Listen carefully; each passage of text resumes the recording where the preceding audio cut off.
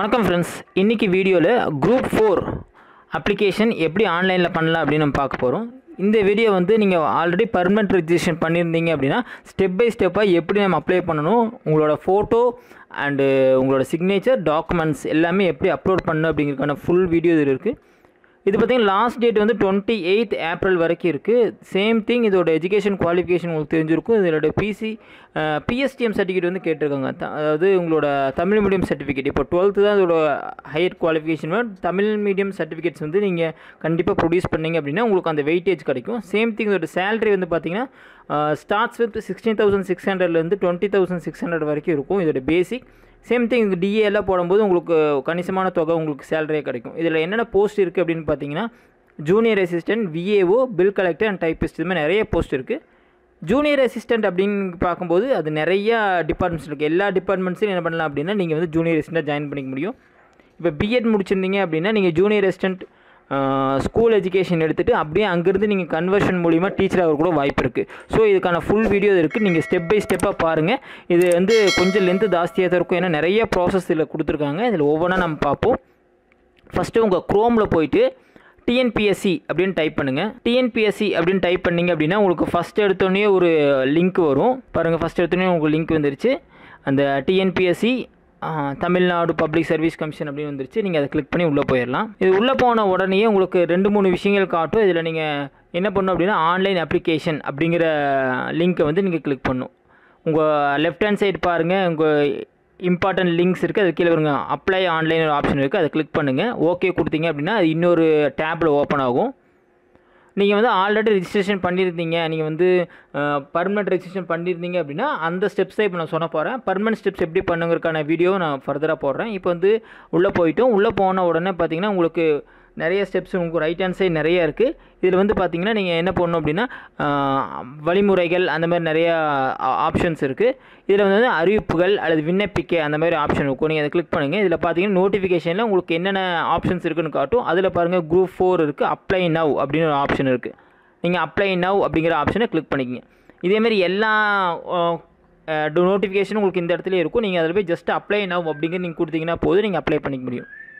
இதில் user name password காட்டும். நான் ஆல்ரெடி நம்ம ரெஜிஸ்ட்ரேஷன் பண்ணியிருக்கோம் அப்படின்னா அந்த யூசர் நேம் பாஸ்வேர்டு நான் சேவ் பண்ணி வச்சுருக்கேன். கொடுத்துட்டு கேப்சா கொடுத்து சமர்ப்பி கொடுத்துருங்க. கிளிக் அப்ளை அப்படின்னு ஆப்ஷன் இருக்கும். அதை அப்ளை பண்ணிங்க. இதில் கீழே உங்களுக்கு லெஃப்ட் ஹேண்ட் சைடு பார்த்தீங்கன்னா நிறைய ஆப்ஷன்ஸ் இருக்குது. ஒவ்வொன்றா நீங்கள் ஃபில்அப் பண்ணணும். இந்த ஃபஸ்ட்டு வந்து இன்கம்ப்ளீட்டில் இருக்குது. ஜஸ்ட் நீங்கள் என்ன பண்ணலாம்னா ரெக்யூர்மெண்ட் டீட்டெயில் அப்படின்னு கிளிக் பண்ணுங்கள். இதேமாதிரி என்ன பண்ணால் நீங்கள் ஒவ்வொரு ஸ்டெப்பாக கிளிக் பண்ணி நீங்கள் முடிச்சுட்டு வரணும். கீழே வந்துட்டு டிக் பண்ணிவிட்டு சேவ் அண்ட் கண்டினியூ அப்படின்னு கொடுத்துருங்க. இல்லை நீங்கள் நோட்டிஃபிகேஷன் வேணும் அப்படின்னா நோட்டிஃபிகேஷன் படிச்சுக்கலாம். பட் நோட்டிஃபிகேஷனில் நம்ம ஆல்ரெடி தெரிஞ்ச விஷயங்கள் தான் அங்கே இருக்கும். அதனால் சேவ் கொடுத்துட்டு நெக்ஸ்ட்டு ஸ்டெப் வந்து பார்த்திங்கன்னா உங்களோட ஃபோட்டோகிராஃப் வந்து நீங்கள் அப்ளை பண்ணிவிட்டு என்றைக்கு அந்த ஃபோட்டோ எடுத்தீங்க அப்படிங்கிற அந்த டேட்டையும் நீங்கள் கொடுக்கணும். ஸோ டு பி ஹானஸ்ட் ஒரு ரீசெண்டாக எடுத்த ஃபோட்டோவை நீங்கள் கொடுங்க. ரொம்ப ஓல்டு ஃபோட்டோஸ் நீங்கள் கொடுக்க வேண்டாம். சேவ் கொடுத்துருங்க. இப்போ ஃபோட்டோ அப்லோடுன்னு வந்துடும். சேம் திங் சிக்னேச்சர் அதேமாதிரி செலக்ட் பண்ணிட்டு உங்கள் சிக்னேச்சர் என்ன பண்ணிடலாம், நீங்கள் ஸ்கேன் பண்ணி வச்சிருந்த சிக்னேச்சரை வந்து கிளிக் பண்ணிவிட்டு அதே நீங்கள் ஓப்பன் கொடுத்தீங்க அப்படின்னா சிக்னேச்சரும் வந்துடும். சேவ் சிக்னேச்சர் அப்படின்னு கொடுத்துருங்க. கொடுத்துட்டிங்கன்னா உங்களுக்கு இன்ஃபர்மேஷன் வந்துடும், சிக்னேச்சர் அப்லோடட் சக்ஸஸ்ஃபுல்லி அப்படின்னு வந்துடும். நெக்ஸ்ட் ஸ்டெப் கீழே வந்துட்டு நீங்கள் என்ன பண்ணணும், உங்கள் டீட்டெயில்ஸ் எல்லாம் ஆல்ரெடி இங்கே நம்ம ஃபஸ்ட்டு நிரந்தர பதிவு பண்ணியிருப்போம். அந்த டீட்டெயில்ஸ் இதில் இருக்கும். நீங்கள் அதை கிளிக் பண்ணி பார்த்துட்டு நீங்கள் என்ன பண்ணிடலாம் அப்படின்னா கீழே கொண்டு வந்துடுங்க. கீழே கொண்டு வந்துட்டு நீங்கள் அடுத்த ஸ்டெப்புக்கு போயிடலாம். ஓகே, உங்கள் நேம் டீட்டெயில்ஸ், அட்ரஸ், கம்யூனிட்டி இது எல்லாமே இங்கே இருக்கும். கிளிக் பண்ணிக்கங்க. எகெயின் நீங்கள் வந்து வெரிஃபிகேஷன் ப்ராசஸ்க்காக உங்கள் பேரை மறுபடியும் டைப் பண்ண சொல்லுவோம். ஸோ உங்கள் பேர் அண்ட் இனிஷியலை வந்து தனித்தனியாக டைப் பண்ணிடுங்க. சேம் திங் உங்களோட ஜெண்டர், கம்யூனிட்டி இது எல்லாமே நீங்கள் கரெக்டாக கொடுத்தீங்க அப்படின்னா அதே கரெக்டுன்னு சொல்லிடும். அதை நீங்கள் கொடுத்துட்டு வந்துடலாம். உங்களோட பர்த் டேட் இந்த கேலண்டர் மாதிரி வரும். அதை கிளிக் பண்ணிட்டு உங்கள் பர்த் டேட் செலக்ட் பண்ணிடுங்க. செலக்ட் பண்ணி முடிச்சுட்டு உங்களோட ஜெண்டர், கம்யூனிட்டி, உங்களோட மொபைல் நம்பர் அண்டு உங்களோட மெயில் ஐடி இது எல்லாமே என்ன பண்ணணும், ஜஸ்ட்டு வெரிஃபிகேஷன் பர்பஸ்க்காக நம்ம ஆல்ரெடி ரெஜிஸ்ட்ரேஷன் பண்ணியிருப்போம். அது வந்து கரெக்டாக இருக்கா அப்படின்னு செக் பண்ணுறதுக்காக தான் இந்த ஸ்டெப். ஸோ வெரிஃபிகேஷன் பர்பஸ்க்காக உங்களோட மொபைல் நம்பர், மெயில் ஐடி இது எல்லாமே கொடுத்து நீங்கள் என்ன பண்ணிடலாம், வெரிஃபிகேஷன் கம்ப்ளீட் பண்ணிடலாம். இது எல்லாமே மேண்டேட்ரி. உங்களுக்கு பார்த்தாவே தெரியும் எல்லாத்துலேயும் இந்த க்ரீன் கலர் ஸ்டார் இருக்குது. ஸோ மேண்டேட்ரியாக இருக்கிறதுனால நீங்கள் எல்லாமே கரெக்டாக உங்கள் mail ID, photograph, community, phone number இது எல்லாமே கொடுத்துட்டு நீங்கள் வெரிஃபிகேஷன் கொடுத்து முடிச்சிடலாம். கொடுத்து முடிச்சுட்டு கீழே வந்துடுங்க. அந்த டிக் கிளிக் பண்ணிட்டு சேவ் அண்ட் ப்ரொசீட் அப்படின்னு கொடுத்துட்டீங்க அப்படின்னா நீங்கள் ஒரு வெரிஃபிகேஷன் பண்ணிவிட்டு சேவ் அண்ட் ப்ரொசீடை கொடுத்தீங்கன்னா செகண்ட் ஸ்டெப் முடிஞ்சிருச்சு. அடுத்த ஸ்டெப்புக்கு நம்ம போயிடலாம். நெக்ஸ்ட் ஸ்டெப்புக்கு வந்துடும் கம்யூனிகேஷன் டீட்டெயில்ஸ். ஆல்ரெடி உங்கள் டேட்டா வந்து நிரந்தர பதிவுலேருந்து எடுத்துருக்கோம். அதனால் நீங்கள் என்ன பண்ணிடலாம், கரெக்டாக இருந்துச்சுன்னா அப்படியே விட்டுட்டு என்ன பண்ணிடலாம், நீங்கள் டிக் பண்ணிவிட்டு சேவ் அண்ட் கண்டினியூ அப்படிங்கிற ஆப்ஷனை கிளிக் பண்ணிக்கலாம்.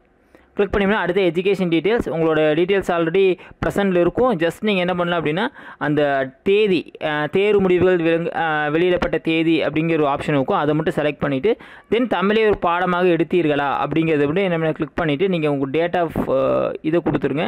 எந்த டேட்டில் கோர்ஸ் முடிச்சிங்க, சர்டிஃபிகேட் வந்துச்சு அப்படிங்கிற அந்த கோர்ஸையும் என்ன பண்ணிடலாம், நீங்கள் கேலண்டர் மாதிரி இருக்குது, அதை கிளிக் பண்ணிவிட்டு அந்த கோர்ஸுக்கான டீட்டெயில்ஸை நீங்கள் டைப் பண்ணிடுங்க. உங்கள் டேட்டை மட்டும் அதில் கொடுத்துருங்க. ஓகே, அடுத்து தமிழை ஒரு பாடமாக படித்தீர்களான்னு கேட்கும். அதுக்கு எஸ்ன்னு கொடுத்துருங்க.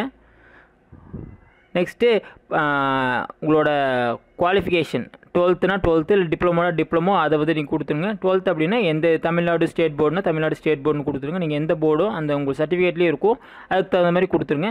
தென் சர்டிஃபிகேட் நம்பர், தென் தமிழை ஒரு பாடமாக படித்தீர்களா. அதே போல் டிப்ளமோ இருந்துச்சுன்னா நீங்கள் டிப்ளமோ, இல்லை யூஜி டிகிரி இருந்துச்சுன்னா உங்கள் யூஜி டிகிரியோட டீட்டெயில்ஸ், என்ன கோர்ஸு, உங்களோட சப்ஜெக்ட், தென் எந்த யூனிவர்சிட்டி அது, அப்புறம் யூனிவர்சிட்டி சர்டிஃபிகேட் நம்பர், தென் தமிழை ஒரு பாடமாக படித்தீர்களா. அது பிஜி முடிச்சிருந்தீங்க அப்படின்னா உங்களோட பிஜி சர்டிஃபிகேட்டோட டீட்டெயில்ஸும் அதே மாதிரி நீங்கள் கொடுத்துரு. Major subject, university certificate number, then தமிழை ஒரு பாடமாக படித்தீர்களா அப்படின்னு கேட்டால் அது நீங்கள் எஸ் ஆர் நோன்னு கொடுத்துருங்க. கொடுத்துட்டு அப்போ நீங்கள் ஐபிஜி முடிச்சிருக்கீங்களா, எம்ஃபில் முடிச்சிருக்கீங்களா, அந்த டீட்டெயில்ஸ் எல்லாம் இருக்கும். ஸோ அது இருந்துச்சு அப்படின்னா நீங்கள் என்ன பண்ணிடலாம், அதையும் கொடுத்துட்டு டிக் பண்ணி சார் கொடுத்துருங்க. Next medium of instruction. இப்போ நீங்கள் பிஎஸ்டிஎம் சர்டிஃபிகேட் வாங்கியிருந்தீங்க அப்படின்னா அதுக்கான ஆம்னு கொடுத்துட்டு அந்த சர்டிஃபிகேட் என்ன பண்ணணும், நீங்கள் வந்து அப்லோட் பண்ணுற மாதிரி இருக்கும். அது ஹெச்எஸ்சியா எஸ்எஸ்எல்சியா நீங்கள் எதில் வாங்கியிருந்தீங்களோ அதை என்ன பண்ணுவோம், டிக் பண்ணிடுங்க. இது டிக் பண்ணிங்க அப்படின்னா உங்களுக்கு அதில் ஃபுல் டீட்டெயில்ஸும் கொடுக்குற மாதிரி இருக்கும். 10th 12th கொடுத்துட்டு நீங்கள் ஃபுல் டீட்டெயில்ஸ் சர்டிஃபிகேட்ஸ் அப்படின்னு கொடுத்தீங்கன்னா 10th எந்த கிளாஸ்லேருந்து எந்த கிளாஸ் வரைக்கும் படிச்சிங்க, அந்த யார் உங்களுக்கு அந்த இன்ஸ்டியூஷன் கொடுத்தா, இப்போ ஹெச்எம்னா ஹெச்எம், அப்புறம் வந்து நீங்கள் ரெகுலராக படிச்சிங்களா, எந்த இயர்லேருந்து எந்த இயர் வரைக்கும் படிச்சிங்க, இப்போ வந்து ஃபஸ்ட் ஸ்டாண்டர்ட்லேருந்து நீங்கள் 10th வரைக்கும் படிச்சிருந்தீங்க அப்படின்னா அதுக்கான டீட்டெயில்ஸ், எந்த வருஷத்துலேருந்து எந்த வருஷம் வரைக்கும் படிச்சிங்களோ அதை போட்டுட்டு நெக்ஸ்ட் மீடியம் ஆஃப் இன்ஸ்ட்ரக்ஷன், யார் அந்த சர்டிஃபிகேட் கொடுத்தா, பிஎஸ் டேட், எந்த டேட்டில் நீங்கள் வாங்கினீங்க, school name, district, pin code, same thing கவர்மெண்டடா கவர்மெண்ட் எய்டடா, இந்த டீட்டெயில்ஸும் கேட்கும். நீங்கள் அதை கரெக்டாக கொடுத்துட்டு நீங்கள் சேவ் அண்ட் கண்டினியூ அப்படின்னு கொடுத்துருங்க. ஸோ இது வந்து ரொம்ப இம்பார்ட்டண்டான ஸ்டெப். நீங்கள் பிஎஸ்டிஎம் வந்து நீங்கள் அந்த கேட்டகரியில் வரீங்க, தமிழ் மீடியம் சர்டிஃபிகேட்கான இது கேட்குறீங்க அப்படின்னா கரெக்டாக என்ன பண்ணணும் அப்படின்னா உங்களோட டேட்டாஸ் ஃபுல்லாக நீங்கள் கரெக்டாக கொடுத்துருங்க. இதே போல் 12th இதே டீட்டெயில்ஸை நீங்கள் ஆட் பண்ணிடுங்க. ஸோ நெக்ஸ்ட் வந்து ஸ்பெஷல் கேட்டகரி. இதில் வந்து ஸ்பெஷல் கேட்டகரி இருந்தால் மட்டும் நீங்கள் எஸ்ன்னு கொடுங்க. எஸ்ன்னு கொடுத்தீங்கன்னா அந்த சர்டிஃபிகேட்ஸ் கேட்கும். ஸோ எஸ்ஆ நோவான்னு பார்த்து நீங்கள் அதை கொடுத்துடலாம். மாற்றுத்திறனாளியா, ஆதரவற்ற விதவியா, அரசு பணியாளராக, முன்னாள் இராணுவத்தினரா, அந்த மாதிரி நிறைய கேட்டகரிஸ் கேட்கும். இது எல்லாமே வந்து ஸ்பெஷல் ரிசர்வேஷன் கோட்டான்னு சொல்லுவோம். அதான கொடுத்துட்டு நீங்கள் என்ன பண்ணிடலாம் அப்படின்னா உங்கள் டீட்டெயில்ஸை கொடுத்துடலாம். ஓகே, இந்த ஸ்பெஷல் கேட்டகரிஸ் உங்களுக்கு என்னெல்லாம் அப்ளிகபிளோ அதுக்கு தகுந்த மாதிரி என்ன பண்ணிடலாம் அப்படின்னா எஸ் நோ அப்படிங்கிறது கொடுத்துட்டு நீங்கள் வந்து போயிடலாம். இப்போ உடல் தகுதி பெற்றதுக்கெல்லாம் எஸ் கொடுத்துருங்க. பார்வை திறன் உள்ளதா, அது ஒவ்வொரு டிஃபென்ஸ் உங்களோட இதை பொறுத்து நீங்கள் என்ன பண்ணிடலாம் அப்படின்னா எஸ் நோன்னு கொடுத்துருங்க. இது வந்து நோன் கொடுக்கணும். கடைசி ஸ்டெப் மட்டும் நோன் கொடுத்துட்டு மேலே உள்ள விவரங்கள் சரியான கொடுத்துட்டு சேவ் அண்ட் கண்டினியூ அப்படியே கிளிக் பண்ணிடுங்க. Next technical qualification. இதில் வந்து உங்களுக்கு டெக்னிக்கல் எலிஜிபிலிட்டி சர்டிஃபிகேட்ஸ் இருந்துச்சு அப்படின்னா நீங்கள் கொடுத்துடலாம். அதை வந்து பார்த்திங்கன்னா தட்டச்சு பயிற்சி, கன்னி பயிற்சி, இந்த மாதிரி உங்களுடைய சர்டிஃபிகேட்ஸ் இருந்துச்சு அப்படின்னா நீங்கள் அதை கொடுத்துடலாம். இது எல்லாமே வந்து பார்த்திங்கன்னா அரசு தேர்வுத்துறையால் நடத்தப்பட்டதாக நீங்கள் எடுத்துக்க முடியும். நீங்கள் வந்து ப்ரைவேட்டில் எடுக்கிற சர்டிஃபிகேட்ஸ் எல்லாம் இங்கே கொடுக்க முடியாது.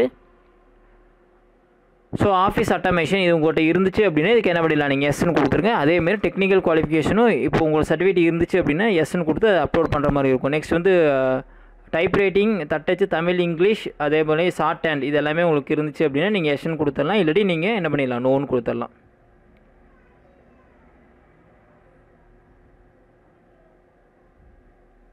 கொடுத்துட்டு மேலே உள்ள விவரங்கள் டிக் பண்ணிவிட்டு நீங்கள் சேவ் அண்ட் கண்டினியூ கிளிக் பண்ணிடுங்க.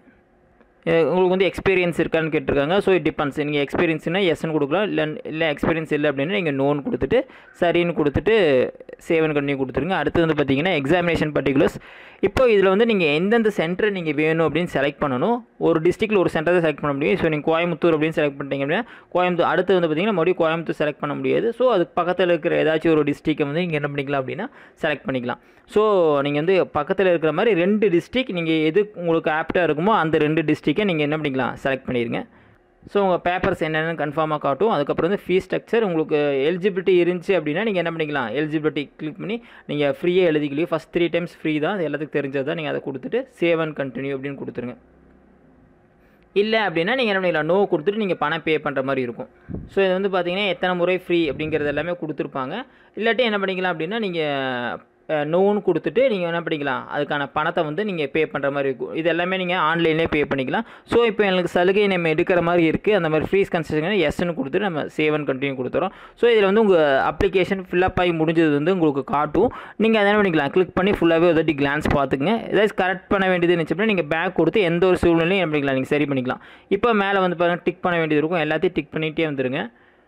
இது நான் முன்னாடி கொடுத்த அத்தனை டிக்ளரேஷனோட கன்ஃபர்மேஷன் தான் இங்கே இருக்கும். எல்லாத்தையும் கிளிக் பண்ணிட்டு இந்த 14 வரை கிளிக் பண்ணிட்டு ஐ கன்ஃபார்ம் த எபோ அப்படிங்கிற ஆப்ஷன் கீழே ஒரு டிக் பாக்ஸ் இருக்கும், அதையும் டிக் பண்ணிடுங்க. நீங்கள் எதுக்கும் ஒரு தாட்டி என்ன பண்ணிங்க, ஃபஸ்ட்டு கோ த்ரூ பண்ணிவிட்டு ஐ கன்ஃபார்ம் த எபோன்னு கொடுத்துட்டு ஐ அக்ரி அப்படின்னு கிளிக் பண்ணிடுங்க. Next I agree and fully submit for the online application அப்படின்னு ஆப்ஷனுக்கு கிளிக். ஓகே, இப்போது மறுபடியும் உங்களுக்கு ஒரு தாட்டி காட்டுவாங்க, ஷோ ஆகும். அதை ஃபுல்லாக செக் பண்ணி பார்த்துட்டு நீங்கள் என்ன பண்ணிக்கலாம், கன்ஃபர்மேஷன் அப்படின்னு கொடுத்துடலாம். சரிங்கிற ஆப்ஷனை செக் பண்ணிடுங்க. ஓகே, ஃபைனலாக ஒரு தாட்டி என்ன பண்ணிக்கலாம், உங்கள் அப்ளிகேஷன் ஃபுல்லாகவே கோ த்ரூ பண்ணிடுங்க. நம்ம ஃபஸ்ட்டு பார்த்த அதே ஸ்டெப்ஸ் தான். கீழே டிக்ளரேஷனுக்கு பாருங்கள், டிக் பண்ணிவிட்டு ஐ கன்ஃபார்ம் அப்படின்னு கிளிக் பண்ணிவிட்டு எஸ் கொடுத்துருங்க. S finally submit the application அப்படின்னு கொடுத்துருங்க. கொடுத்துட்டிங்கன்னா உங்கள் அப்ளிகேஷன் வந்து ஃபுல்லாக சப்மிட் ஆயிரும். கீழே டவுன்லோட் யுவர் அப்ளிகேஷன் ஃபார்ம் அப்படின்னு ஆப்ஷனுக்கு கிளிக் பண்ணிங்கன்னா உங்களோட அப்ளிகேஷன் ஃபார்ம் வந்து ஃபுல்லாக டவுன்லோட் ஆயிரும். நீங்கள் என்ன பண்ணலாம் அப்படின்னா கண்ட்ரோல் P கொடுத்துட்டு நீங்கள் அப்படியே சேவ் பண்ணிக்கலாம். இல்லாட்டி கீழே வந்தீங்கன்னா பிரிண்ட் அப்படின்னு ஆப்ஷன் இருக்கும், நீங்கள் அதை பிரிண்ட் பண்ணி கூட நீங்கள் என்ன பண்ணிக்கலாம், சேவ் பண்ணி வச்சுக்கலாம். சேவ் அஸ் PDF அப்படின்னு கொடுத்துட்டு நீங்கள் என்ன பண்ணிக்கலாம், சேவ் பண்ணி வச்சுக்க. நான் ஃபஸ்ட்டே சொன்ன மாதிரி தான், எப்போவுமே ஒரு PDF-ஆக நீங்கள் சேவ் பண்ணி வைக்கிறது ரொம்ப நல்லது. டெட் TNPSC நம்மளை என்ன அப்ளை பண்ணிட்டு தான் இருப்போம், எல்லாமே என்ன பண்ணிக்கலாம், ஒரு ஃபோல்டர் போட்டு அதில் சேவ் பண்ணி வச்சுக்கோங்க. இது நம்ம எப்போ தேவைப்படுதோ அப்போ என்ன பண்ணிக்கலாம், நம்ம பிரிண்ட் அவுட் எடுத்துக்கலாம். நெக்ஸ்ட் டேஷ்போர்டில் போய் பார்த்தீங்கன்னா உங்களோட கரண்ட் அப்ளிகேஷன் அப்படின்னு கொடுத்தீங்கன்னா உங்களோட அப்ளிகேஷனுக்கு காட்டு, வேணும்னா நீங்கள் என்ன பண்ணிக்கலாம், எடிட் பண்ணிக்கலாம். அதே போல் எப்போ உங்களுக்கு நியூ நோட்டிஃபிகேஷன் வந்தாலும் நீங்கள் யூசர் நேம் பாஸ்வேர்டு உள்ளே போய் பார்த்தீங்கன்னா இங்கே எல்லாமே என்ன இருக்கும், அந்த டேஷ்போர்டில் சர்டிஃபிகேட் எல்லா கோர்ஸஸுமே அங்கே அவைலபிளாக இருக்கும். எந்தெந்த அப்ளிகேஷன்லாம் அப்ளை பண்ணுறதுக்கு ரெடியாக இருக்கோ அது எல்லாமே இருக்கும். அதை நீங்கள் கிளிக் பண்ணி அப்ளை பண்ணிக்கலாம். தேங்க்யூ.